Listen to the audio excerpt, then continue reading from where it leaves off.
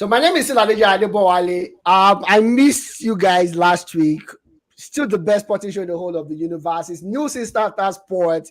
So many things to talk about, but my favorite will be of the team of the show today is going to be Youngster. Nwaneri Etan made history in the Premier League. 15-year-old, 181 days to become the youngest debutant in the EPL history. But I'm not going to crowd or overshadow my co-host, my better co-host. As a matter of fact, I'll allow them introduce themselves. I'll start with you, Olale. Introduce yourself to the fans. Good day, sporting fans around the world. Welcome to the show. Apologies, we couldn't be with you last week. That was out of respect to the Queen that passed on before the end of last week. So, out of respect, we said we should take a break or what do you call it? A week off to show respect to the Queen. So we are back on the show today. Welcome to the show, guys. All right, perfect. Kachi. Sport fans, always a privilege to be a part of this amazing set of gentlemen. We did miss you last week. A funny anecdote.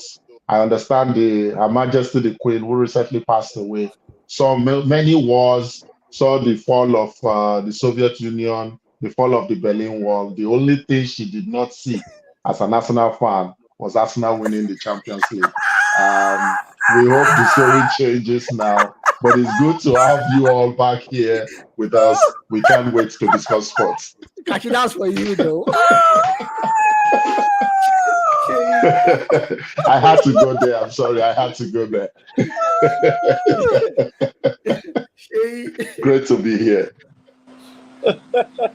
I will not hold the line of Patrick, but still I'll pay my respects to the demise of the Queen of Britain and the Commonwealth nations in total. Also, during the week, the King also, King Roger this time around, decided to call it a career. And, wow. What a week all around. Welcome, everyone. Hopefully you have a fantastic show with us today. All right, perfect. Thank you very much for that, Sheyi. And where do we start from for today? I can't help it. I think it came. Sheyi and Kachi said 1 year early. I'm saying 2 years early. The birth of the new prince. He has been crowned already. No doubt about that. The guy from Murcia, Halpama Murcia is in Spain. Coached by the great former US Open winner Juan Carlos Ferrero. This boy has had a gradual movement, upward movement since his career grow full blown. I don't know what's wrong with me today. English is running away from me today. It's the death of the Queen. The Queen is dead. But from a career growth, and we're seeing it. Third round at the Australian Open in 2022, French Open quarterfinals, Wimbledon fourth round, and now he's officially the winner of the US Open. We're talking about no other person apart from Carlos Alcaraz, the 19-year-old boy that won his championship way past his bedtime in the United States. Wonderful one. And don't forget the fact that Rudy Kasper had a terrific game as well. We are seeing the birth of two young kids. I won't call Rudy Kasper too young anyways. He's 23 years old. But this boy is a kid. And we've seen, I think the last time we saw something close to this was probably 2006 or thereabouts when Nadal won his first championship, or when Federer won his first championship. So we know, everybody that cares to listen knows that this is a rare gem. Kachi, I'm going to start with you. This boy is good. And we admit that he's good. Nobody thought he was going to win a Grand Slam this year anyways. I didn't. I wanted him to, but I'm thinking I kept my expectations humanly possible. So I'm like, okay, he's not going to win it right now. But he did. And it's a signal to what will come in the future. and we can't take that away from him. But there's No. something I noticed about the kid, and which is perfect, or should I say, is normal at this stage. The mental dexterity is not there yet, and I see a lot of similarity between this guy and the retiring king, Federer. They play as if they are joking. They don't play with that venom that we see with Novak Djokovic. I don't know if I'm wrong, but I want you to just put a little bit of insight to that. Catching. Yeah, thank you so very much, Debo. They say the king is dead, long live the king the very next minute. I think the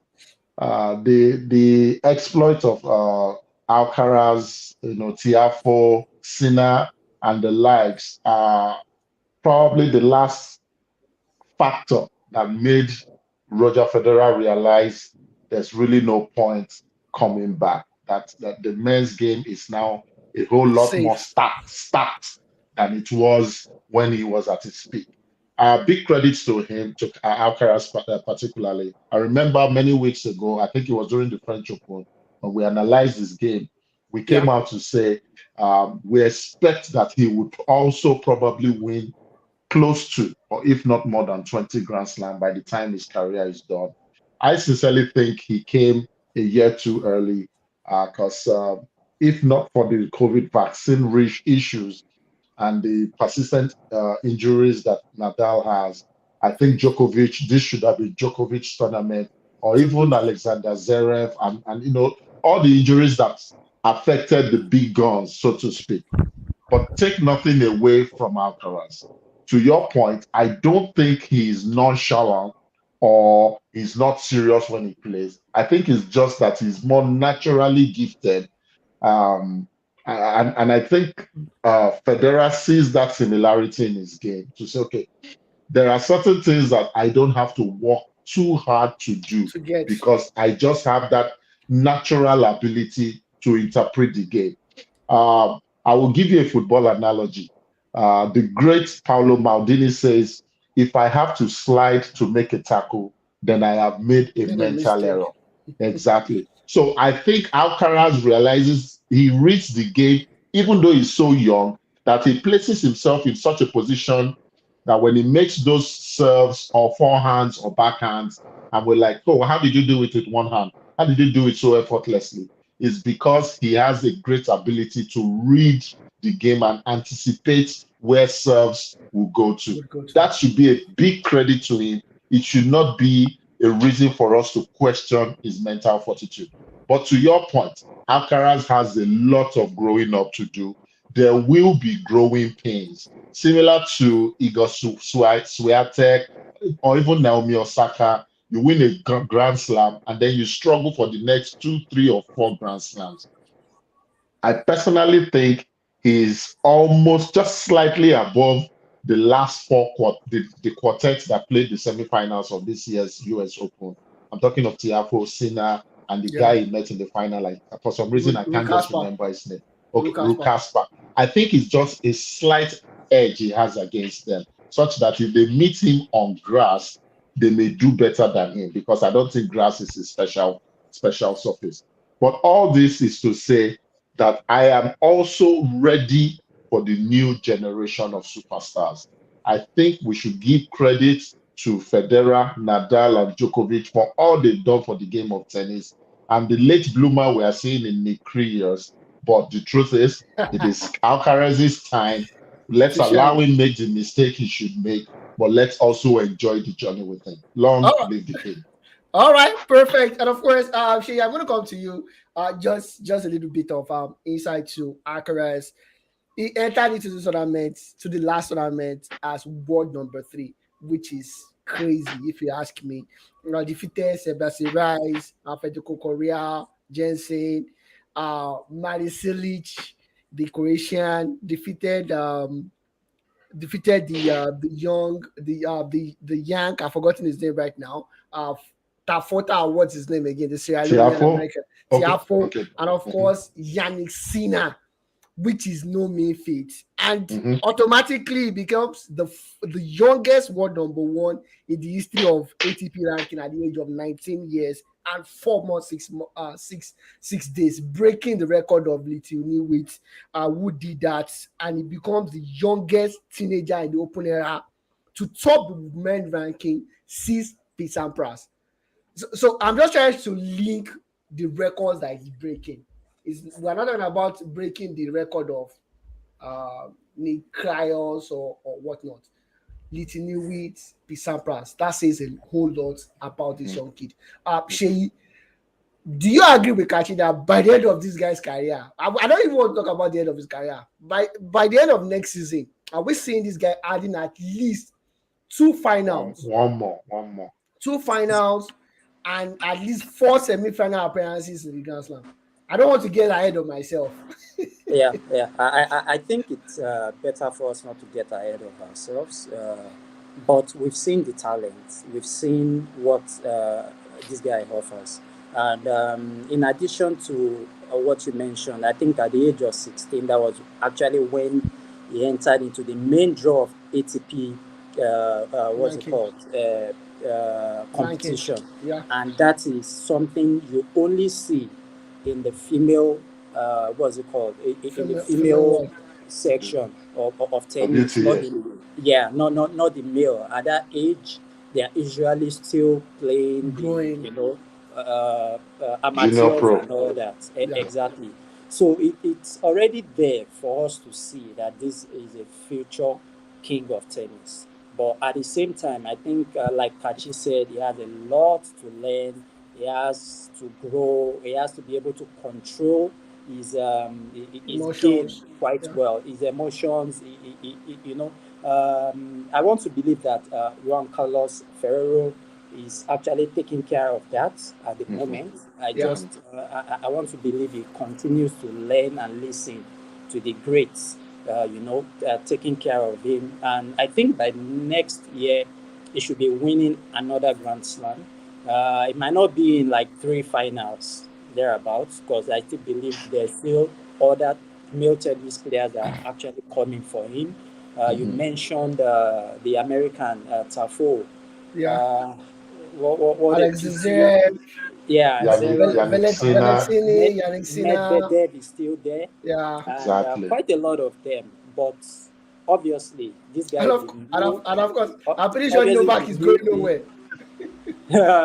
Obviously, the Novak and Nadal will still be there, but I think the age will just work a little bit against those two, and I believe Carlos should be able to pick another Grand Slam next year, and from there, by 2024, we should be seeing a more mature, a more dominant Carlos Alcaraz.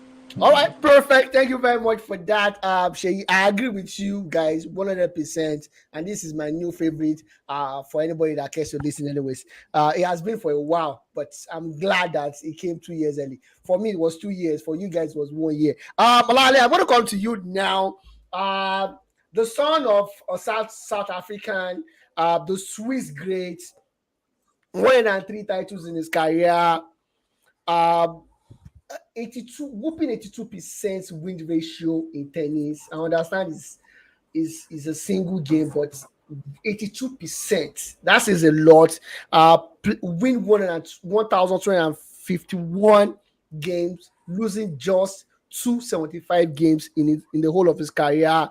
Australian Open 6 titles, French Open 1 title, Wimbledon Open 8 titles, US Open 5 titles, one Olympic gold medalist as well. And in the doubles, unfortunately, he never had any Grand Slam to his name. We're talking about no other person but the greatest tennis player, in my own opinion, slightly above Pete Sampras because of the way he does it. Because of the which you don't like. I do like it, but I just wish if Federer does not play like that, Federer will have won like 30 titles. I'm telling you. But realistically, because of the way he does it, it makes it simple. I think we sometimes don't appreciate the IQ of of sporting guys. We don't understand their level, maybe because we don't study the science of sports, we just analyze sports, we don't see the level of their IQ. This guy's IQ is top notch. Is something you only see in people that have multiple PhD, doctorate degree, multiple masters. That's the only way you see this kind of level of intelligence.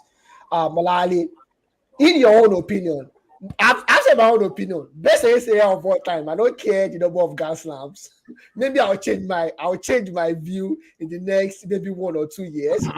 But for me, up until tomorrow, is still Roger Federer, the best, the greatest I ever done it in the male Yeah, version of tennis. I think probably some couple of years back, I probably would I won't probably I don't think any other person will have probably won more Grand Slams than Roger Federer. But here we are with Nadal and what do you call it, Djokovic winning probably more than him. Uh, I think when it comes to team sports, I've always struggled to like vote for, as in sticking my neck out Neck for off for the best. somebody as being the greatest. I never imagined myself that I'll probably be in the same kind of situation when it comes to individual sports, because I think individual sport is quite a bit straightforward. But from our conversation prior to coming live on the show, we could probably see a lot of context into the whole thing. Probably Federer existing probably in two eras. I think he played juniors between 2000, I think between 1990, probably 96 to 98. He Yeah, started as playing with senior guys 1998. So yeah, between 98 and 2008, he has already played 10 full years in men's Of tennis, senior professional tennis. senior professional tennis, which is actually a lot. I think Federer at his peak looks like unstoppable for me. That between 2003 and 2008, it looks like you can't just beat him.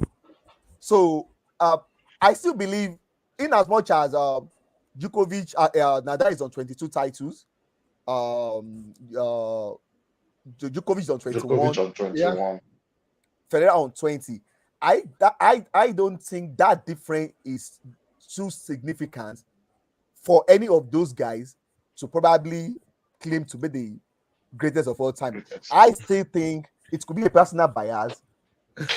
I don't, because let me tell you the way the tennis players I probably like: Federer, Pete Sampras, and my little British boy, and the Murray. Ademore. Anything British, I just like them.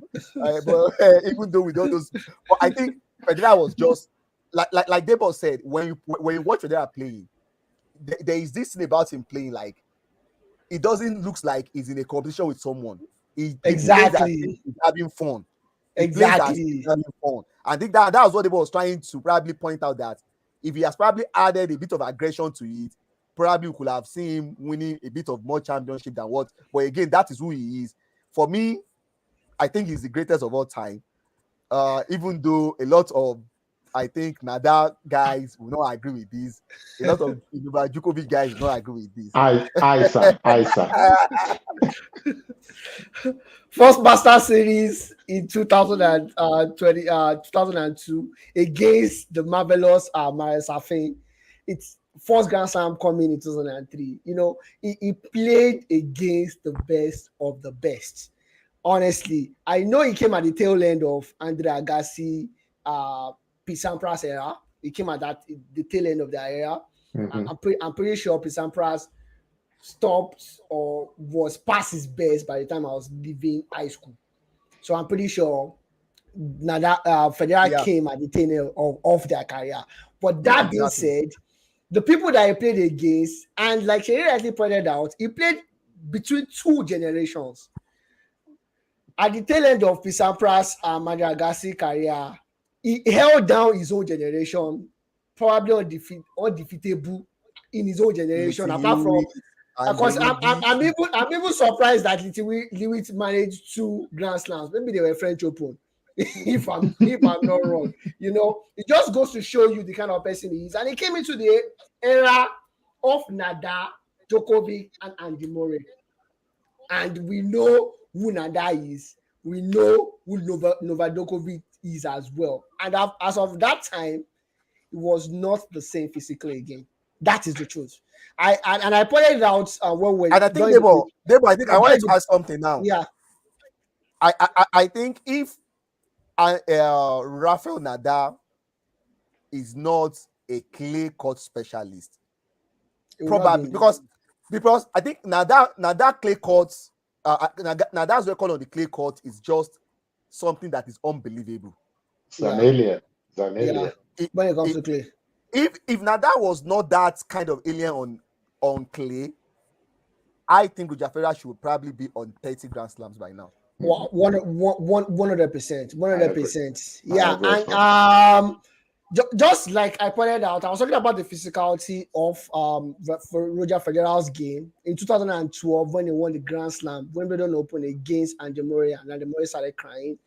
Uh, Andy did not start crying until he decided to say, and I think he's old now, so probably he's not going to be at his best again. That just goes to show you that 10 years ago, people felt Roger was not physically there again.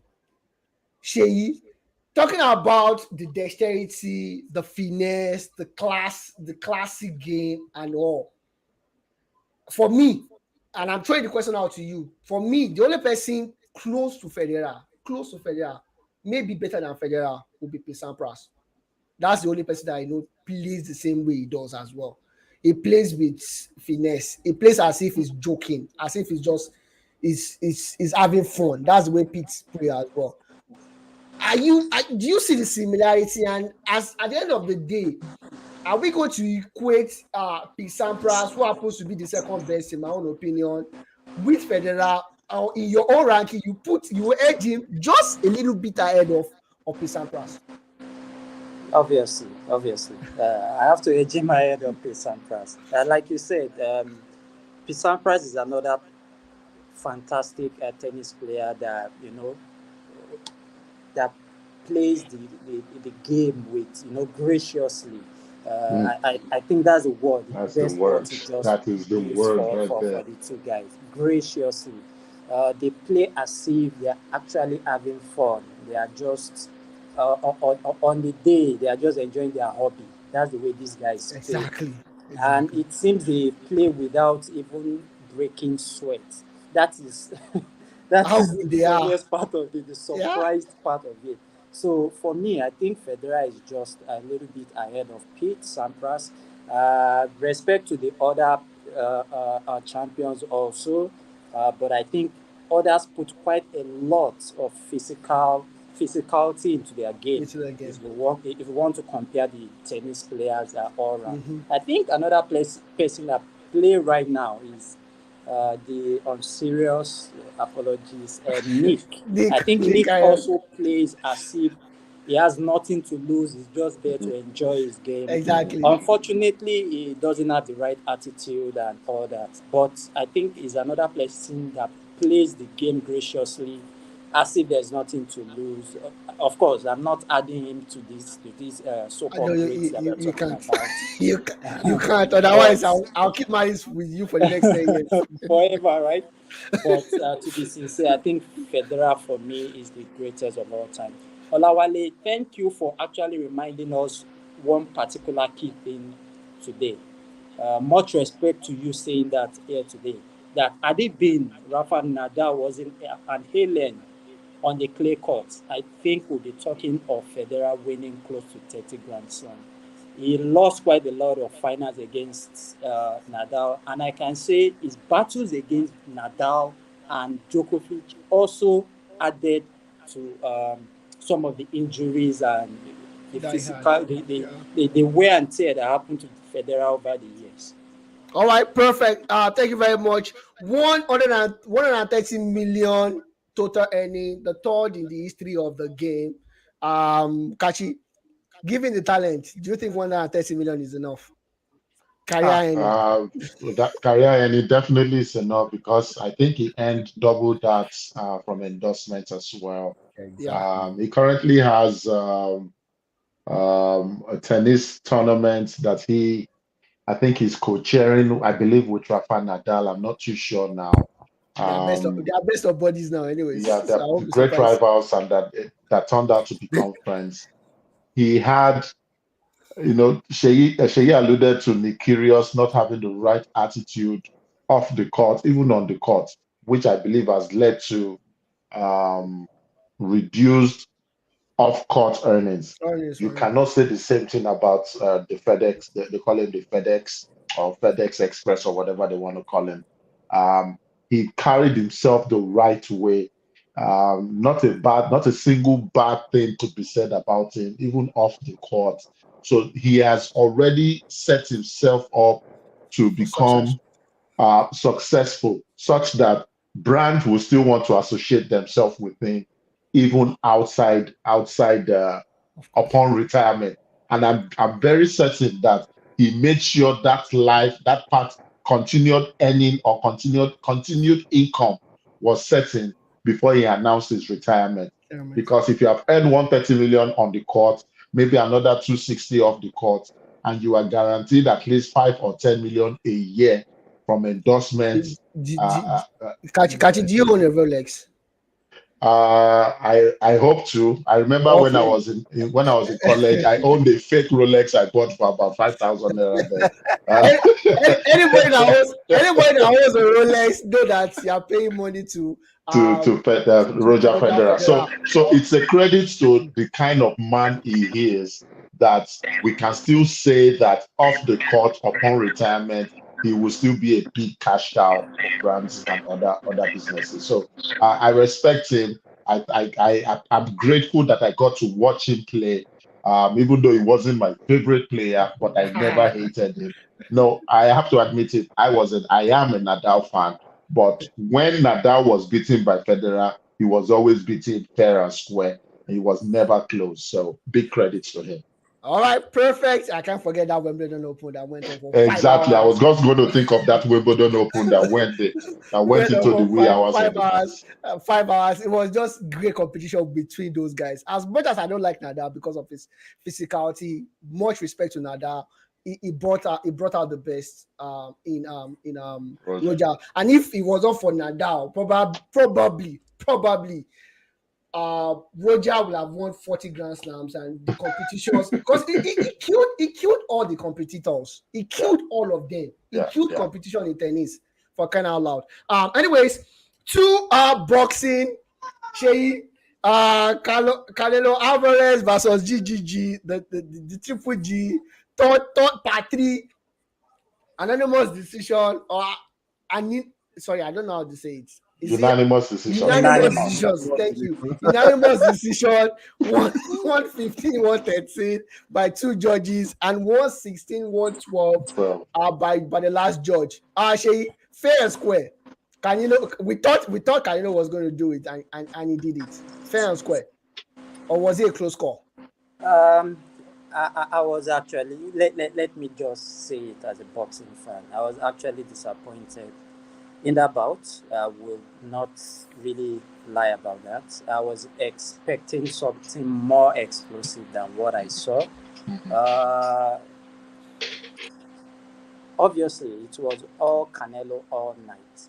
And I think Triple G came with a total wrong tactics, even though it was different from what he did in the first 2 fights. And that's actually what made it surprising to me. The first 2 fights was quite close. Why? Because he actually stayed toe-to-toe with GGG throughout. They exchanged jabs all through. And that is why we can say that those 2 fights are a little bit controversial in terms of the scorecards. But this time around, as from round 8, everybody knew it was going to be Canelo, because GGG decided to fight behind his jabs, and he was just unable to do what he's supposed to do, or what we know Triple G for. He just first 2, in fact, the statistics says first 2 rounds he was only able to land 2 jabs out of the 32. Wow, that is very poor for a champion, for someone of Triple G's reputation. And to be sincere, talking about this bout is I'm talking out of disappointment. Nostalgia. Disappointment. Because for me, the build-up was what it's supposed to be. And we've talked about this fight for the last almost 3 to 6 Three. months, Yeah. Yeah. and it was quite like a watered down From the expectation. championship for me. So I was totally disappointed as a boxing fan. Bigs up to To Canelo, Canelo. and So I think is he undisputed in that division right now? Is that he is. correct? He is. I think the next thing for Triple G is just to drop back to his own middleweight. 160. Yeah. Yeah, 160 middleweight division and go and When defend is he going the to title. retire? He's 40 years old for crying out loud. Yeah, it's 40 years. I actually don't want to say maybe the age has caught up on Triple G. That's why he's unable to give us what we were He just needs the expecting. bag. He needs the But bag, Shay. And I feel, Shay, Kachi, I'm going to come to you now. I feel there should be a grudge going into boxing bouts. When you see two boxers saying, I'm buddy with this person, and they're going into a bout, it feels weird to me. AJ did the same thing against Alexander Usyk, and our buddies, no bad blood, not. Man, give us the black blood. Go show it on the ring. It waters down the match, kind of. Do you agree with me that maybe that's a reflection of this Canelo GGG match? Like, our bodies are friends now. We've been fighting for too long. We fought for the past 10 years or thereabout, or whatnot. You can look at it both ways, but I don't think so. And the reason I say so is that whatever bad blood you have, usually when you have punched yourself in the mouth for 12 rounds the first time, all bad blood ends. The next thing you are doing, if you end up having a trilogy, is just to make enough money to secure your future and legacy. Every bad blood, Wilder will fight with you. All bad blood. No, I think you can count maybe Wilder and Tyson Holyfield. Wilder, Tyson Fury, Okay. Mike Tyson, Evander Holyfield, that never became friends even during their trilogy. Even the most famous one we know, Joe Frazier and Muhammad Ali, by the time they had their second or third fight in the trilogy, they became best of friends. These were two people who hated each other. So I don't think that is an explanation for it. I really think what happened was Canelo not taking advantage, or GGG not taking advantage of the age he had. Let's not forget there was almost a 2-year gap between the second fight and this fight. Shay, please correct me if I'm wrong. Yeah, you're right. So I think they lost that peak momentum. Period, and it's exactly the momentum. And it's the same thing the world of boxing said about Manny Pacquiao and Money Mayweather, waiting until the latter part of Pacquiao's career to have that blockbuster fight everyone had been asking for. That is why it was very underwhelming. I agree with Sheyi that the third fight of the trilogy was the most underwhelming of it, but I think mostly it's because of GGG's age and him having to move up to that weight class. Keeping up a particular weight class in your 40s, trust me, you may not know, but it is a lot. I know, and I used to say this, and guys, just to make you laugh a bit, I weighed about 73 or 74 kg for almost the entirety of my 20s and early 30s. Right now, being in my 90s kg, I know the impact it has on my knees. Pretty much, I'm saying when you pack up those much pounds, especially when you are no longer in your 20s and 30s, it will slow you down. GGG went in with the wrong mindset. He only unleashed the famous jab, or the jab he was famous for, from the 9th round, when he realized, I think this fight is lost. If I'm going to go down, let me go down fighting. But I think this fight does nothing to damage his legacy. He's going to be a Hall of Famer. He's still 100%. He's a 2-belt holder in the 160 kg, 160 pounds category. He is still a champion. On the day he just met a better man. A bit of statistics. GGG, by the 9th round, they said GGG have thrown 300 lesser or 300 less jabs than he did in the second fight of this trilogy. So he wasn't as fast as he used to be, but I want to ascribe it to age. They should have taken advantage of that 2 year window. But if there was no part one, part two, we would have called this an okay fight. But we were spoiled with the first and second fight. That is why this third one was underwhelming. All right, perfect. Thank you very much for that. Olale, I'm going to come to you now before we go on a quick break. Dennis Schroeder, if it was a Nigerian, I would have said this is a spiritual problem. If it was an African, I said this is a spiritual problem. Leaving 86 or 84 million dollars on the table to become, now he's back with LA Lakers for $2.4 million dollars yearly contract, and I'm wondering what exactly happened to this man, or should I say this kid? Because you have to be a kid, you have to think like a kid before you don't have enough. I don't know. You don't have a good alternative, but you throw away that kind of money. And I want you to make a reference maybe to something similar in the history of NBA, because I cannot think of anything. I've been doing a research to see if anybody has been this foolish before in the history of NBA, but I've not been able to see anyone. So please, maybe we can draw a reference between that person and what happens to Dennis, and what exactly happened. This is supposed to be a forgotten issue, and we are supposed to banter about it, for the next couple of decades. That's the man that left money, but because it's going back to the Lakers now, it even makes it. He had sore to injury. Thinking about it over and over again. Olale. Before Olawale, before you go into, I wanted to give you some names so that you think about it. Victor Oladipo fumbled the bag, leaving 5-year, $126 million with the Indiana Pacers, and that he did not sign. Now he's earning veterans minimum. Isaiah Thomas also was another famous person that fumbled the bag as well. So two names for you to consider while you make your analysis. Yeah. Thank you, Kachi. I think if you look at Dennis Schroeder's case, I think it's a unique case. In the case of Isaiah Thomas, he was badly injured. It was because of his injury that let me say the Boston Celtics actually withdrew their offer. Mm-hmm. Yeah, I think I think the Victor Oladipo case is a bit closer, but I don't think there's still anything that is as bad as this. On the part of Dennis Schroeder, I think this is just poor self-awareness. I think in as much as we encourage young guys to be ambitious, to dream big, there is nothing. It's probably not the same for you to know where you are in a particular field, in a particular situation you find yourself. It's an asset on its own because it helps you to take the right decision. I think Dennis Schroeder was probably carried away with a kind of max contract a lot of young guys were getting, not knowing his his position around the league. Where he belongs to. His talent does not match what he's looking at. Exactly. But in terms of, he doesn't have that commercial value.